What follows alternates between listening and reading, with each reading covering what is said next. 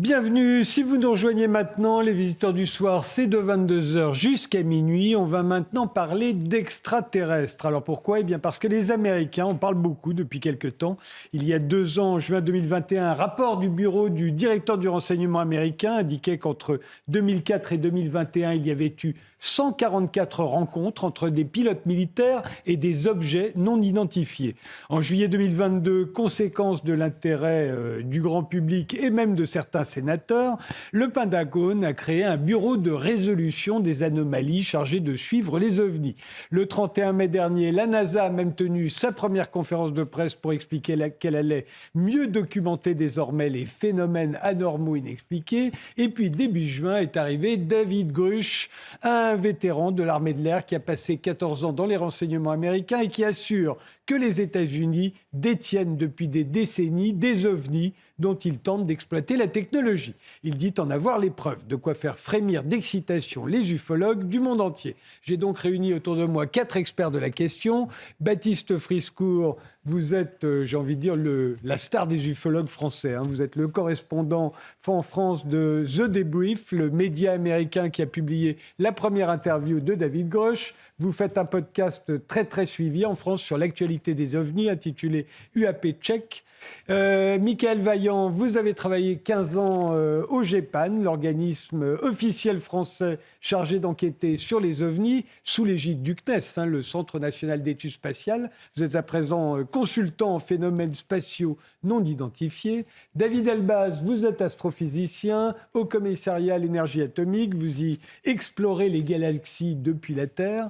Votre dernier livre s'intitule « Les 10 000 et une nuits de l'univers ». Il est paru l'année dernière chez Odile Jacob. Et enfin, Alain Juillet doit être avec nous en duplex. Vous êtes là, Alain ? Absolument. Bonsoir Alain Juillet, vous avez été directeur du renseignement au sein de la DGSE sous Jacques Chirac. Alors est-ce que vous avez été confronté au problème des ovnis à l'époque et qu'est-ce que vous pensez du témoignage de David Grusch ? Alors, à l'époque, on n'en parlait pas d'abord. Il faut bien voir les choses comme elles sont.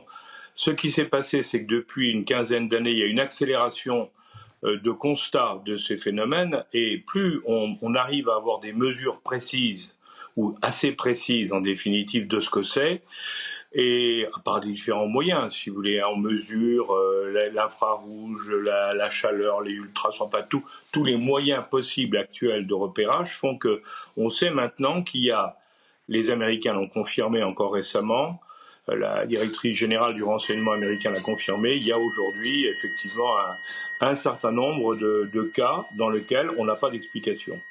Ça, c'est une évidence.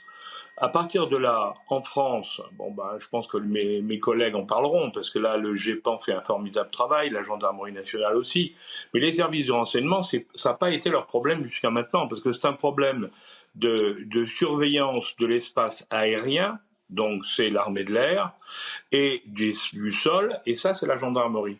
Donc ce n'est pas du tout un travail de service de renseignement en France, tel qu'est organisé le fonctionnement de la chose. Alors, quoi de nouveau pour vous, Baptiste Friskour ? Qu'est-ce qui fait que tout à coup, il y a un tel remue-ménage aux États-Unis ? Après, on verra le cas de la France, parce que la France n'a pas l'air de prendre ça très au sérieux, mais on se demandera pourquoi après. En dépit du fait qu'on a créé le GEPAN, d'ailleurs, on a été par les premiers à créer un organisme officiel, mais en France, ça ne prend pas. Les médias traditionnels en France ont très peu couvert toute cette affaire. Mais pour vous, qu'est-ce qu'il y a de nouveau ? Non, c'est vrai. D'ailleurs, je vous remercie CNews et vous-même de nous inviter ce soir, parce que c'est un des rares médias français qui ose affronter le sujet en face, donc merci. Ce qui a vraiment changé, en fait, c'est la montée en puissance de la Russie et de la Chine. C'est-à-dire que lorsque Harry Reid, l'ancien sénateur de l'État du Nevada, essaye de monter son premier prototype de projet pour étudier les pans, sa grosse peur, c'est que la Chine et la Russie le fassent avant les États-Unis et développent des technologies qui, en fait, rendent obsolète toute la défense américaine. Donc c'est ça, en fait, qu'on voit arriver aujourd'hui. C'est ça, les sénateurs qu'on a vus tout à coup s'intéresser à ce sujet-là. C'est lui qui a lancé ça. Alors malheureusement, il est mort depuis, mais c'est vraiment ça qui est à l'origine de la prise de conscience aux États-Unis. Et pour vous, Michael Vaillant, ce serait ça ?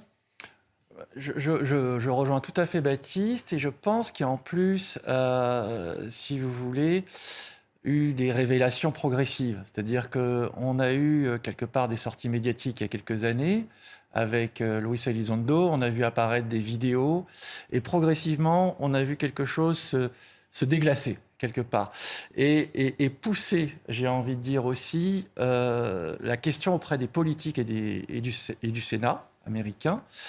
Et là, ils ont commencé à mettre en place effectivement des questions. Vous voulez dire que, comme le disait Alain Juillet, il y a de plus en plus de moyens d'enregistrer, de mesurer, qui fait que... Et puis il y a Internet aussi, où tout le monde est devenu émetteur, donc il y a de plus en plus de films. Alors il y a sûrement des films totalement bidons, il y a des films qui prêtent effectivement à beaucoup plus d'interrogations, mais face à ça, les politiques se sont sentis obligés de donner pour une fois des réponses, peut-être. Je pense qu'il y a eu effectivement cette sensation, en tout cas, qu'il y a une vraie prise en compte progressive et qui s'est faite à l'échelle politique, pour le coup, pour une fois, et aussi avec des éléments de langage particuliers. C'est-à-dire qu'ils ont commencé à parler, pour moi, de phénomènes aérospatiaux non identifiés. Ils ont arrêté de parler d'OVNI, Oui. c'est quelque chose de très important. Oui. Moi, je continue, mais c'est pour que tout le monde comprenne. Oui, hein. mais bien sûr, mais si je veux expliquer en 2 mots, quand on dit phénomène aérospatial non identifié, quelque part, on ne parle pas d'un objet forcément matériel et qui fait penser à quelque chose avec, j'ai envie de dire, en tôle et boulons, dans l'imagerie populaire, ou quelque chose qui vole, qui pourrait être conduit quelque part par un extraterrestre, si je devais caricaturer. Le mot phénomène est très important parce qu'il permet de mettre de la distance vis-à-vis des témoins et de protéger, parce que c'est quand même la problématique derrière, de protéger les éventuels témoins qui voudraient parler. On n'est pas en train de les stigmatiser, et ça aussi c'est quelque chose de très important, de les montrer du doigt et de commencer à dire « Oh là là, vous avez vu des extraterrestres ». Non, on dit simplement ils ont vu un phénomène, et après, il y a une analyse scientifique qui doit se faire.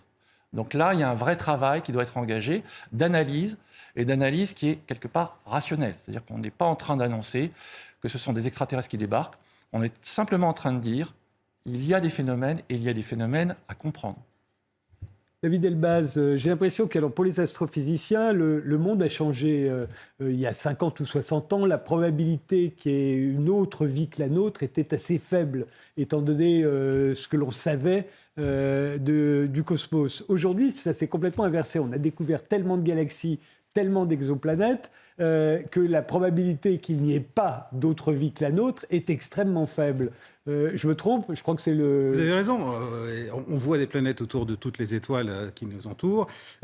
Alors, est-ce que dans le passé, on pensait qu'il ne pouvait pas y avoir de la vie ailleurs? Vous savez que quand on a demandé à Michael Collins à quoi il pensait quand il était en orbite autour de la Lune et que Armstrong et Aldrin ont mis le premier pas sur la Lune, il a dit à des souris blanches. Pourquoi? Parce que quand il est rentré sur Terre, il n'est pas retourné voir sa femme, il a été en quarantaine avec des souris blanches pour voir s'il ne ramenait pas des bactéries qui viendraient de la Lune.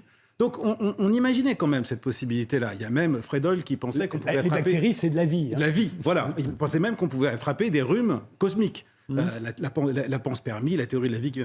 Alors maintenant, ce qu'on voit, c'est qu'il y a des planètes partout dans l'univers, et on s'interroge, on essaye de les explorer, on explore leurs atmosphères, etc. Donc là, on ne parle pas du tout, bien sûr, de voyage d'une planète à l'autre, on parle simplement d'explorer la possibilité qu'il y ait de la vie ailleurs. Juste un chiffre. On pense qu'il y a à peu près 10 milliards dans notre seule galaxie de planètes qui pourraient avoir de l'eau liquide elles sont dans des conditions où elles pourraient avoir de l'eau liquide, donc on appelle ça des planètes habitables, pour être potentiellement habitables. Si toutes ces planètes étaient habitées, avec les moyens technologiques actuels, nous ne saurions pas si elles le sont. Et même si elles avaient une civilisation comme la nôtre. Donc on en est quand même dans une situation où on est dans une capacité très rudimentaire d'exploration de l'univers. Voilà, ça c'est par rapport à ça. Maintenant, par rapport à David Grush, si je peux dire quelque chose, c'est que ce qui m'a surpris dans ce témoignage-là, moi je pense que pour nous, en tant que scientifiques, il faut être capable, même si on n'a pas de théorie pour expliquer ça, il faut être capable d'accepter l'impossible. Sinon, on ne peut pas trouver quelque chose de nouveau. Néanmoins, comme disait Carl Sagan, si on veut une découverte extraordinaire, il faut des preuves extraordinaires. Là, on a quelqu'un qui donne un élément de seconde main, et qui, lorsqu'il est interrogé, donne des théories comme ça viendrait peut-être du multivers, etc. Et ça me trouble un petit peu, parce que ça, c'est exactement la mythologie populaire du moment, dans les films Marvel, avec le multivers, etc. Et donc, j'avoue que je suis un peu déstabilisé par le fait qu'il y ait seconde main, aucune information, et des extrapolations de type multivers qui sont exactement dans la culture populaire de ce que vous voyez dans tous les films. Alors David Grosch, qu'est-ce que vous en pensez, vous Qu'est-ce qu'il a de nouveau, David Grosch? Je l'ai dit, officier dans l'armée de l'air pendant longtemps. Il a démissionné il y a très peu de temps.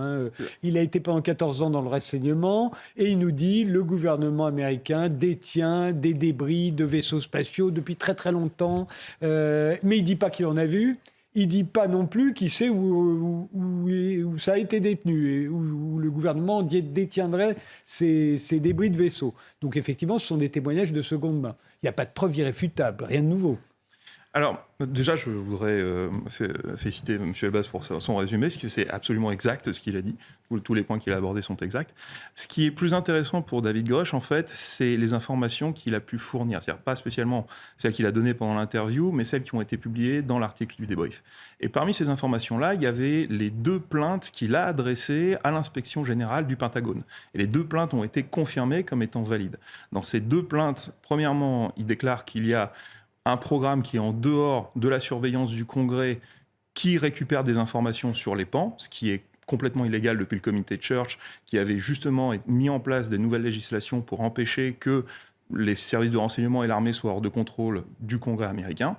Et d'autre part, que ce groupe s'est attaqué à lui-même. Et cette plainte a aussi été confirmée. On a le cabinet d'avocats qui a confirmé qu'il l'avait défendu contre les attaques d'autres groupes. Donc on a ça qui est nouveau en plus, c'est-à-dire qu'on a l'inspection générale du Pentagone qui a validé ces éléments-là.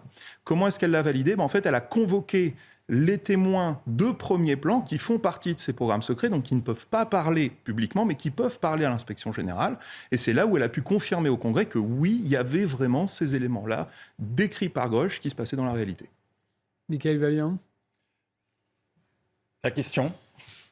Non, sur l'affaire Grosch lui-même, qu'est-ce qu'il apporte de nouveau ? Pourquoi est-ce que tout à coup, tout le monde a l'air de le trouver si intéressant ? Très précisément, c'est un contexte, c'est-à-dire qu'effectivement, cette commission sénatoriale a mis en place un cadre qui permet maintenant aux whistleblowers, aux lanceurs d'alerte de parler, ce qui n'était pas le cas il y a quelques mois, et donc qui fournit aujourd'hui un contexte où ces personnes-là vont pouvoir venir s'exprimer.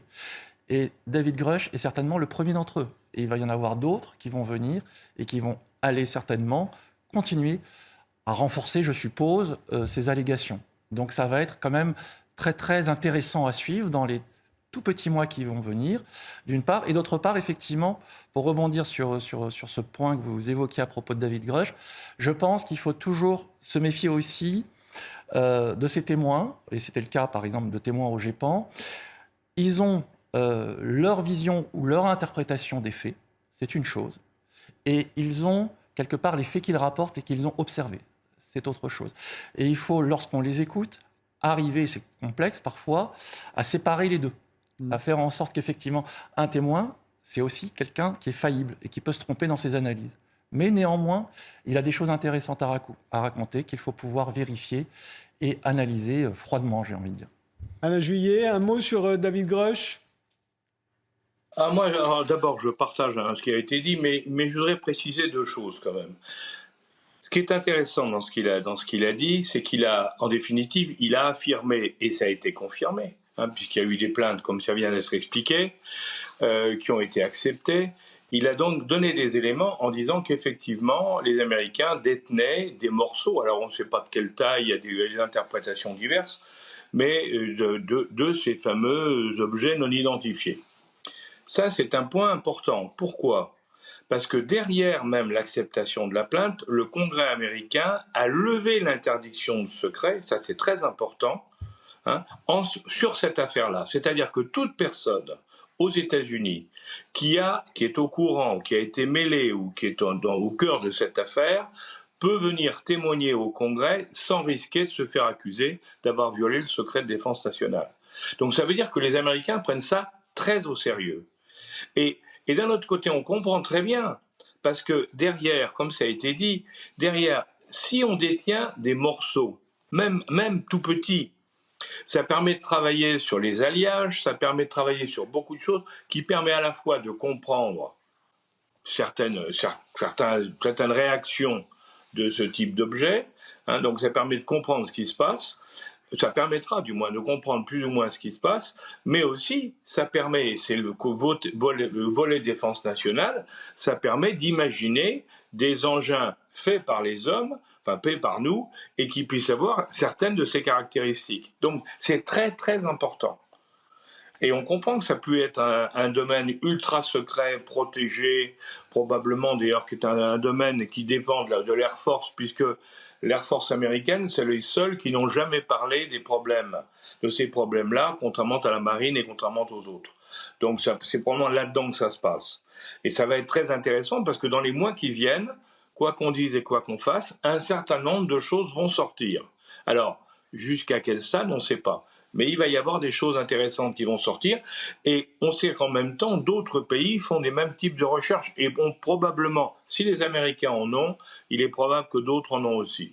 Donc ça veut dire qu'on est rentré dans une phase nouvelle, mais on ne sait absolument pas ce que ça donnera, il faut être honnête.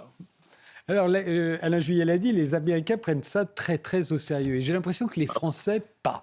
En dépit du fait qu'on a été parmi les premiers à créer un organisme officiel d'enquête, le GEPAN, en 1977, il n'y a que le Pérou et le Chili, je crois, qui en ont un aussi. Bon, on voit que les Américains risquent de nous rattraper assez rapidement, mais je veux dire, j'ai l'impression que les Français n'ont jamais pris ça au sérieux.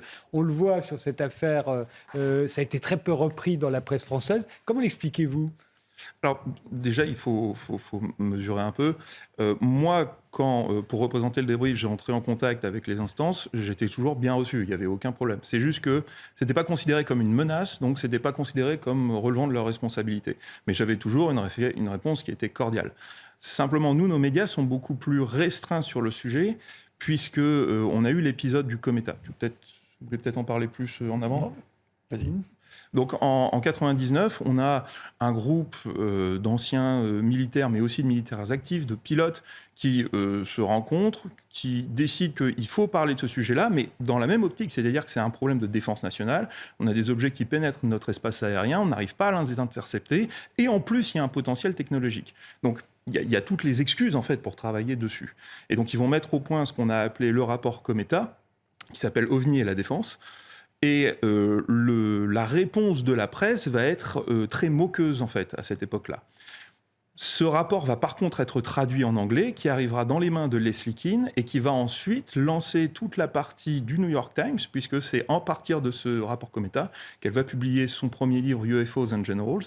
Et c'est là où va y avoir cet enchaînement qui va se dérouler quand elle rencontrera Louis. Quand on cherche sur Internet sur le rapport que vous citez, on dit qu'il était truffé d'aberrations, etc., que ce n'était pas sérieux scientifiquement. Enfin, on balaye ça d'un revers de main. C'est un rapport stratégique, très honnêtement. Aujourd'hui, il est considéré comme une référence par tous les pays qui travaillent sur le sujet. Michael Vaillant ? Je pense qu'il faut voir d'où on vient. C'est-à-dire qu'effectivement, c'est vrai que le sujet, ça fait 60 ans qu'on en parle, voire plus, 70 ans. Et finalement, moi, je trouve, je vais être plus positif, qu'on a vachement progressé. Et que ça parle des Français, là. Je parle des Français. Et à l'échelle mondiale, c'est-à-dire que ça ne s'est jamais totalement arrêté. Si vous regardez les interviews qui étaient faites dans les années 60 par des journalistes, c'était terrible. Ils démontaient les témoins. Mais ils les démontaient, ils se moquaient d'eux. Vous avez en souvenir la soupe aux choux. On vient de là, quelque part. Et il a fallu, quelque part, des éléments de langage, comme je disais, les phénomènes aérospatiaux non identifiés. Il a fallu mettre en place de la méthodologie. Et ce qu'on voit aujourd'hui au travers du GEPAN, c'est que finalement, l'organisme, il est vachement respecté. On a, malgré tout, à l'échelle mondiale, une sacrée reconnaissance sur, effectivement, ce travail qui a été fait. Cependant, le travail du centre spatial, qui est un travail essentiellement d'investigation, doit être poursuivi normalement par un travail de recherche. C'est-à-dire que le centre spatial et le GEPAN en particulier se contentent, j'ai envie de dire, de fabriquer une base de données de phénomènes inexpliqués. La question, c'est qu'est-ce qu'on en fait ? Et qui va s'occuper de cette base de données ? Et l'autre question, bien sûr, derrière, après, c'est qui va s'occuper de cette base de données et comment ils vont s'en occuper ? À quels scientifiques on va les donner ? Et le problème, c'est qu'en l'absence, j'ai envie de dire, de processus scientifiques en dehors du centre spatial, car le centre spatial n'est pas là non plus pour faire de la recherche fondamentale, il est là pour faire de la recherche éventuellement sur des moyens spatiaux, mais pas, j'ai envie de dire, sur de la recherche fondamentale au sens prospective. Eh bien, ça n'existe pas aujourd'hui. Et c'est un peu la question que se pose finalement la NASA aujourd'hui, et se posent les Américains, de savoir qu'est-ce qu'il y a derrière ces phénomènes inexpliqués. Et donc, c'est effectivement de faire le pas d'après, voilà, qui va nous manquer, qu'on va chercher à faire. On reviendra sur le pas d'après, mais David Elbaz, dans la communauté scientifique, tout le monde parle de chercher de la vie sur Mars, etc. Mais quand on dit chercher de la vie, on cherche des bactéries, on ne cherche pas des extraterrestres. Est-ce que dans la communauté scientifique, est-ce que d'abord c'est un mot qu'on emploie et est-ce qu'on peut en parler, l'évoquer, sans que les autres ricanent? Alors, bien sûr, il y a un historique de plein de témoignages dont on s'est rendu compte que c'était pas cohérent, etc. Quand vous dites que la presse française n'en parle pas et la presse américaine en parle, justement, je suis allé voir la presse américaine, le New York Times, le Washington Post, CNN, ABC n'en parlent pas.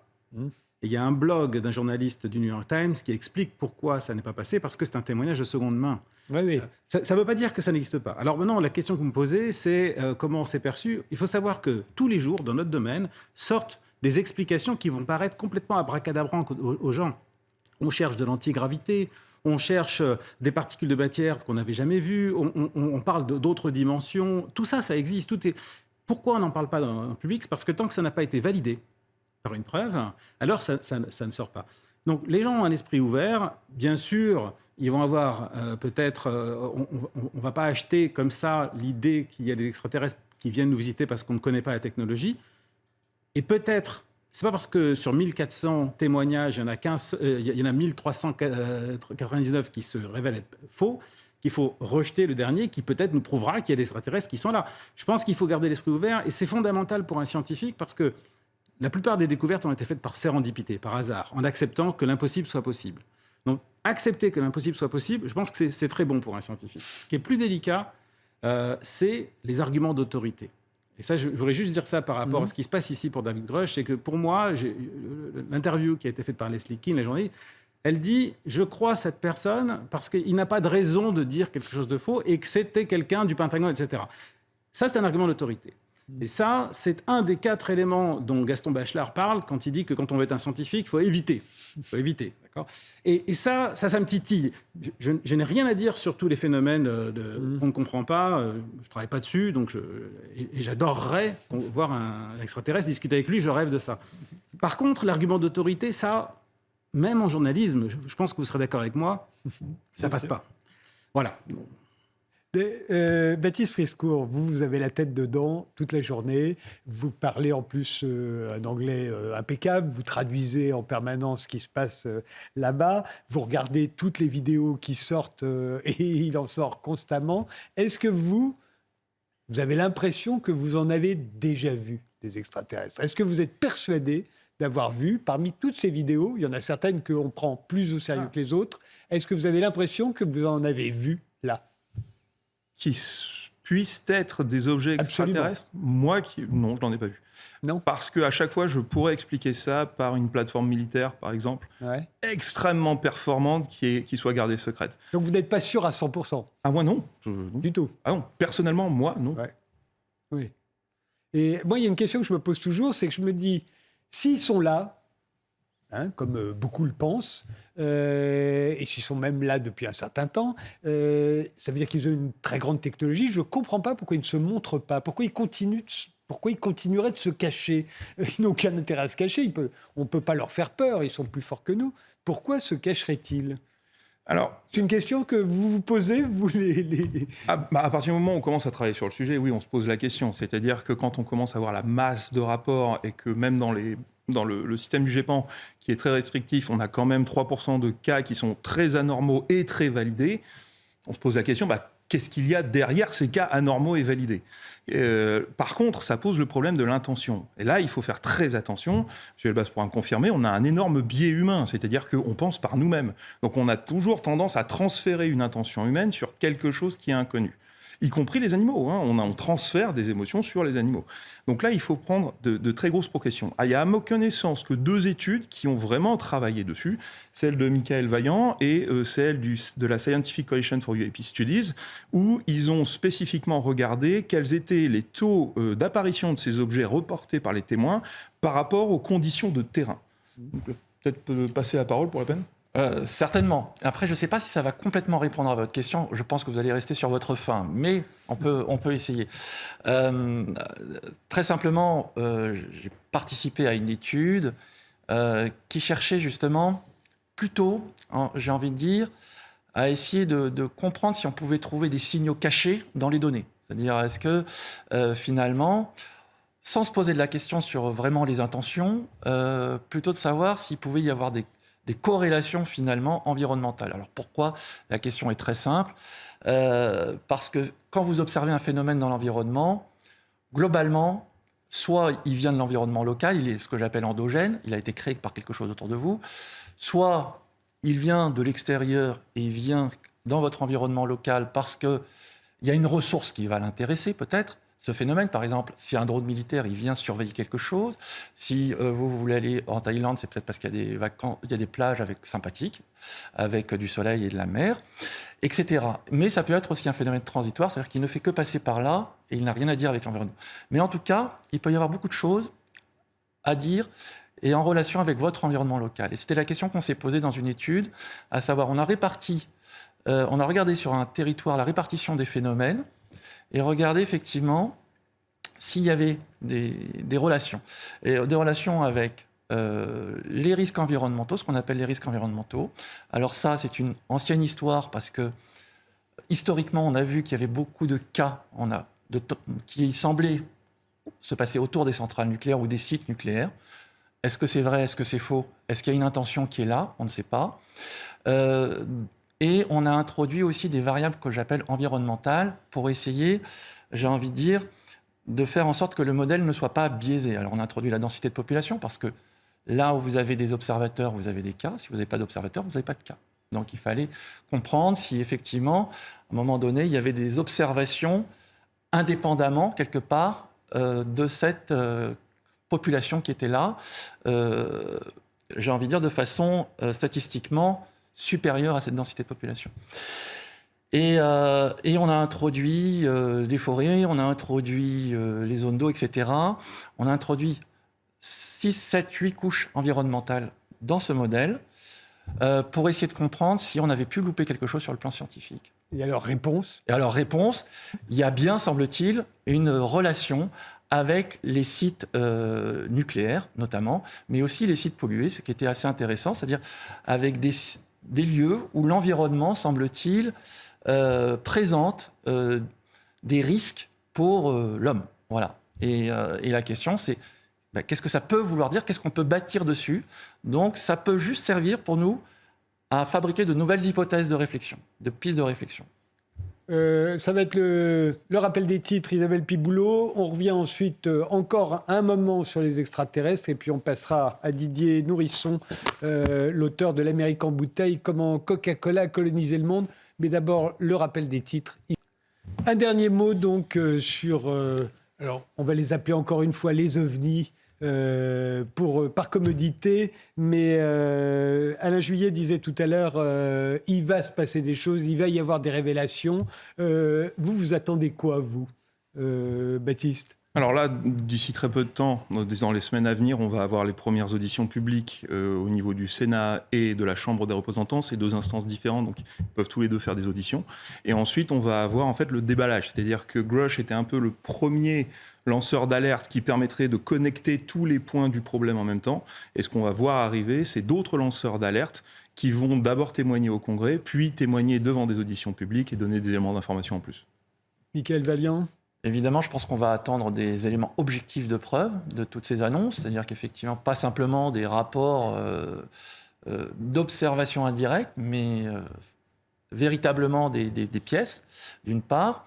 Et puis d'autre part, on espère que ça va continuer à faciliter le travail scientifique de la NASA et de la HARO, donc de l'organisme de la défense, qui a été mis sur pied autour de ça pour examiner les phénomènes. Et donc, j'espère que ça va créer un effet d'entraînement qui va se propager aussi outre-Atlantique chez nous, qui va être favorable aussi peut-être à de nouvelles recherches, de nouveaux partenariats sur le sujet. David Elbaz, vous?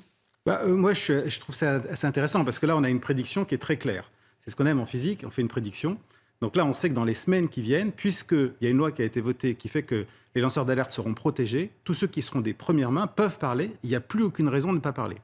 Donc soit dans les prochaines semaines, on a des éléments de preuve qui vont sortir du Congrès, ou au prochain mois, soit on ne les a pas. Donc rendez-vous dans 6 mois.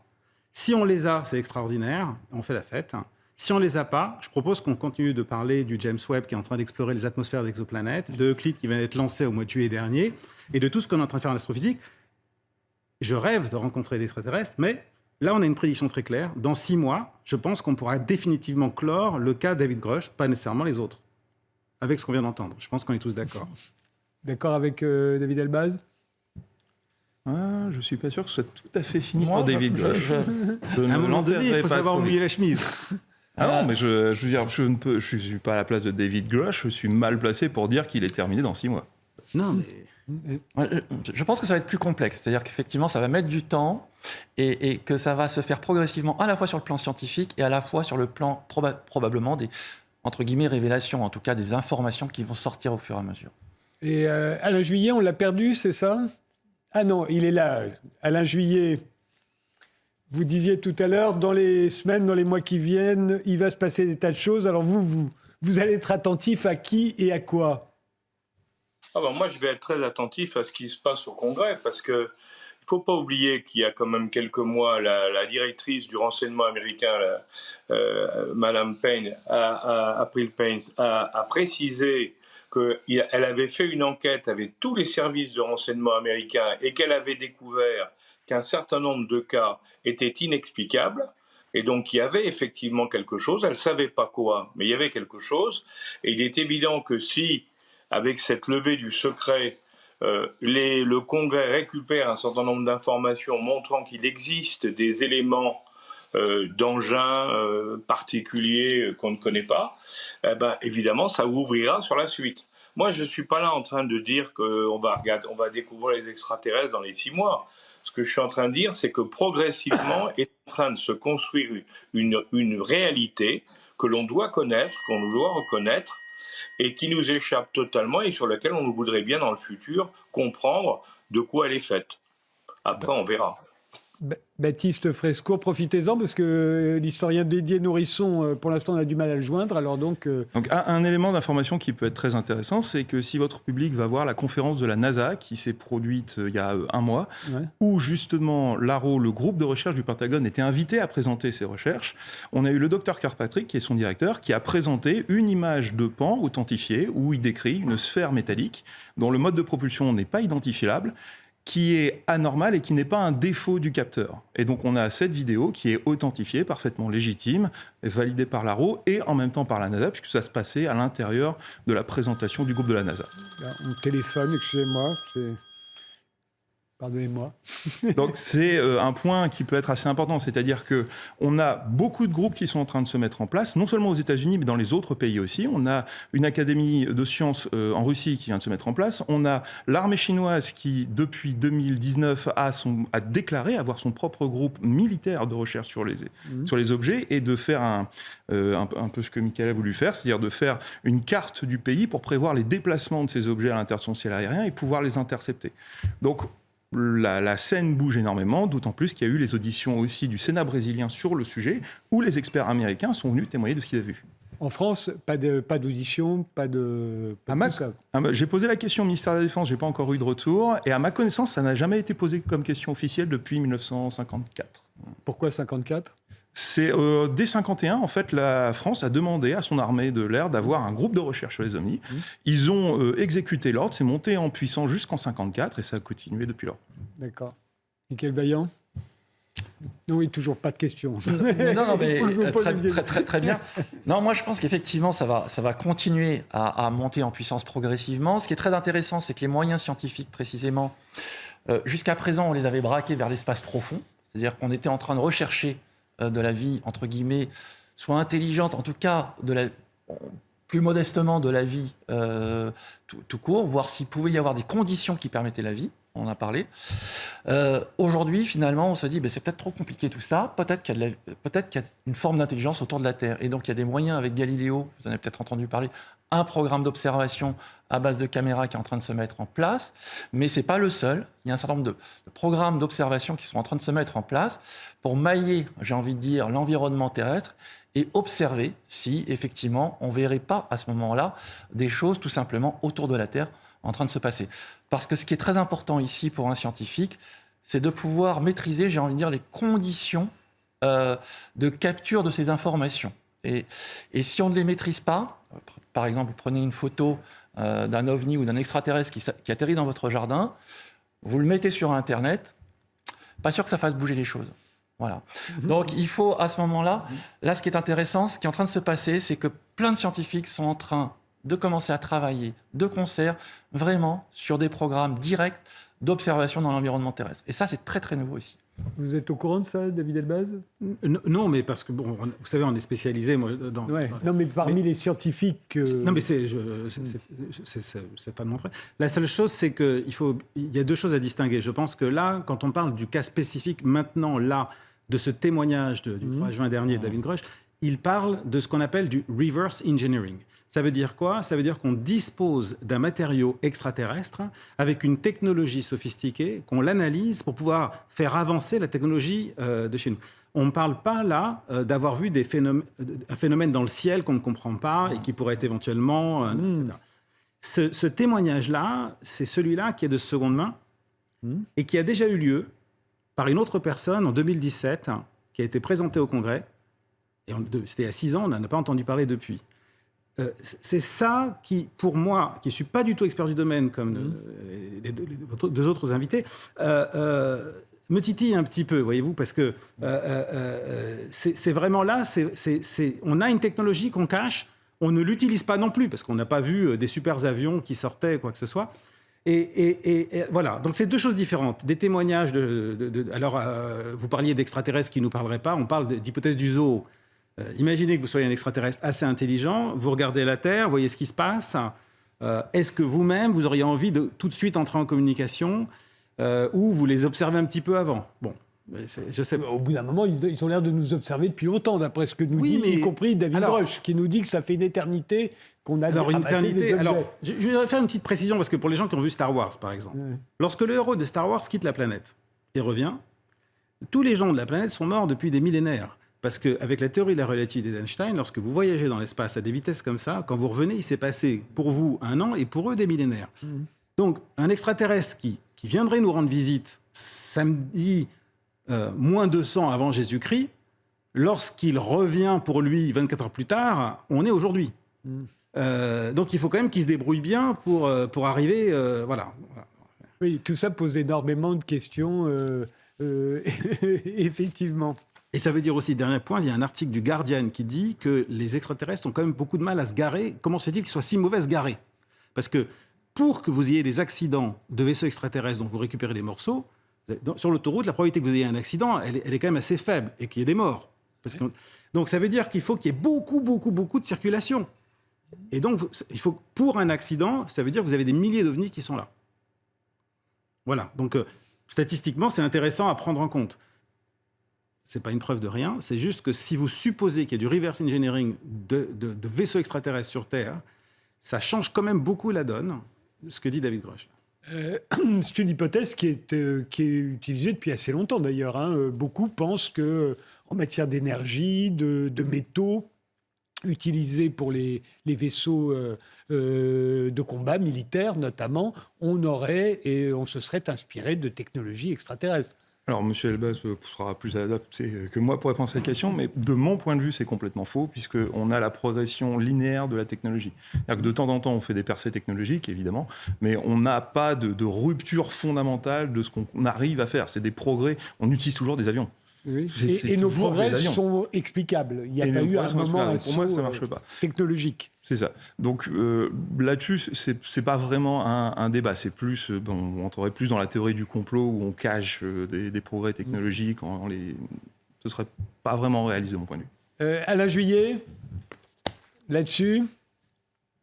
Ah non, moi je pense que Au point de vue de la défense, pour assurer notre défense de la meilleure manière possible, il est évident que s'il existe, entre guillemets, s'il existe des matériaux qui permettent d'être plus performants qu'aujourd'hui, c'est un progrès technique pour la défense et qu'il faut l'utiliser. Donc on comprend qu'il y a des s'ils ont eu récupéré des morceaux d'engins, c'est tout à fait normal que les techniciens essaient à partir de ça de reconstituer ou d'imaginer quels peuvent être les avantages du type, je sais pas, d'alliage ou ce que vous voudrez, ou alors peut-être le constat qu'il y a certains métaux utilisés qui n'existent pas sur Terre. Ça, c'est encore possible. Mais tout est possible. Mais comme on n'a pas d'informations, on ne sait pas. Maintenant, il y a quand même quelque chose qui est assez étonnant dans cette affaire, c'est que le dernier des lanceurs d'alerte, celui-là qui vient a quand même été plus loin, à explorer ou à informer sur un thème qui n'avait pas été traité par ses prédécesseurs. Si vous prenez les principaux Américains en particulier qui ont parlé sur ces problèmes-là, comme Elizondo et d'autres, aucun n'avait évoqué ces problèmes-là. Donc c'est quelque chose de nouveau. Et la question qu'on peut se poser, c'est pourquoi lui, après avoir quitté l'armée et les services, se met à en parler. Est-ce que c'est dans le cadre, alors là évidemment c'est l'histoire du complot toujours, est-ce que c'est dans le cadre d'une révélation progressive imaginée par les Américains pour leur population, pour à la fin dire écoutez, il y a des choses qu'on ne sait pas, mais il y a un risque chez nous. Et puis ça c'est une possibilité, mais la deuxième c'est simplement que peu à peu apparaissent une réalité nouvelle qui est différente de celle qu'on a pu imaginer jusqu'à maintenant et qui auront des conséquences au point de vue scientifique, là, c'est clair. Parce que si on vérifiait un certain nombre d'hypothèses dont on parle, ça pose sur le plan scientifique un certain nombre de problèmes parce qu'on ne sait pas y répondre aujourd'hui. Ça nous poserait aussi pas mal de problèmes métaphysiques, tout à fait inédits. Ce serait assez intéressant aussi. Baptiste Friscourt. Là-dessus, il y a deux éléments d'information qui sont quand même assez solides. C'est-à-dire qu'en 1949, on a le département de la défense de l'époque qui publie ce qu'ils appellent le mémorandum du Project Saucer, où ils définissent faire de la rétro-ingénierie. À l'époque, il n'y avait pas le même niveau de tabou, et ils définissent comment l'Air Force a mis en place un groupe pour récupérer des matériaux qui sont récupérés par les témoins en utilisant les agences de renseignement pour les récupérer, et ensuite utilise les laboratoires de l'Air Force pour essayer de trouver quel était l'engin dont c'était originaire. Dans ce même rapport, ils vont passer 3 pages à lister les différentes possibilités de vie à l'intérieur du système solaire. Donc c'était quelque chose qui était admis, y compris par l'armée de l'air. Le deuxième point d'information, c'est une autre partie du projet Galileo du docteur Avi Loeb d'Harvard. Donc le docteur Avi Loeb était président de la chaire d'astronomie d'Harvard, et il vient là de finir la première récupération de débris au fond marin d'un objet qui était, selon lui, interstellaire. Son hypothèse étant que cet objet était tellement résistant au choc avec l'atmosphère que cela pourrait être potentiellement une sonde extraterrestre qui se soit crashée. Là, les débris ont été récupérés, ils sont en train de passer. On les a vus, on a les premiers relevés, il y a de l'iridium à l'intérieur, il y a une proportion fer-cuivre qui est hors du commun par rapport à toutes les météorites qu'on a trouvées jusqu'ici. Donc c'est des recherches qui sont actuellement publiques, qui vont être publiées dans un journal scientifique à comité de relecture. Donc c'est aussi en train de sortir par la science, et c'est juste le projet le plus connu. Il y en a plein d'autres qui sont en train de se dérouler en même temps. Vous êtes au courant de ça? Oui, parce qu'en fait, c'est le phénomène Oumuamua, donc les visiteurs de l'espace. C'est un mot hawaïen. C'est-à-dire qu'en fait, jusqu'à présent, on ne connaissait que des météorites et des comètes qui voyageaient dans le système solaire. Et puis un jour, on a vu Oumuamua, cet objet qui venait d'un autre système solaire qui a été éjecté dans notre système et qui a traversé l'espace. Donc Avi Loeb a émis l'hypothèse, comme on ne voyait pas de queue de comète, que ça puisse être un vaisseau extraterrestre ou un débris de vaisseau extraterrestre. Mais très vite, quelques mois après, il y a eu un observateur, un astronome amateur, qui s'appelle Borisov, qui a vu un autre phénomène comme ça, et on se rend compte qu'il y en a plusieurs. Et cette fois, il y avait la queue de la comète. Donc on sait le système solaire est traversé en permanence par des météorites, des comètes qui viennent d'autres systèmes solaires. Donc l'hypothèse qu'avait Avi Loeb au départ, maintenant, elle n'est plus en vogue parmi les scientifiques. Bon, elle apparaît vraiment parce que on sait qu'il existe maintenant des astres qui passent comme ça. Voilà. Et on s'est très rapidement étudié sur la cuisse de Toutankhamon. Il y a un couteau extraterrestre qui était dans la momie. On l'a analysé à spectroscopie X en 2016, Comelli et al., un article. C'est simplement que pour les Égyptiens, le fer qui venait du ciel, ils l'appelaient Ba'a Enpet, le fer tombé du ciel. Et l'âme Ba du pharaon devait remonter au ciel. Donc ils ont pris du fer météoritique bien avant l'âge de fer. Ils ont fait cette lame qui allait peut-être porter l'âme de Toutankhamon vers le ciel. Donc du fer extraterrestre avec un taux de nickel assez élevé par rapport à ce qu'on a sur Terre, on en a, etc. Pas pareil que la technologie, mais bien sûr. Ce sera le mot de la fin. Je vous remercie tous les 4 d'avoir participé à cette émission et de nous avoir éclairé sur un sujet dont on ne parle pas souvent sérieusement. Et ça a été le cas et c'était bien agréable. Merci encore. Merci de nous avoir suivis. Et rendez-vous au prochain numéro. Le prochain numéro, c'est demain. Et ce sera le dernier de la saison avant les vacances. À demain. Faites de bons rêves. Bonne nuit.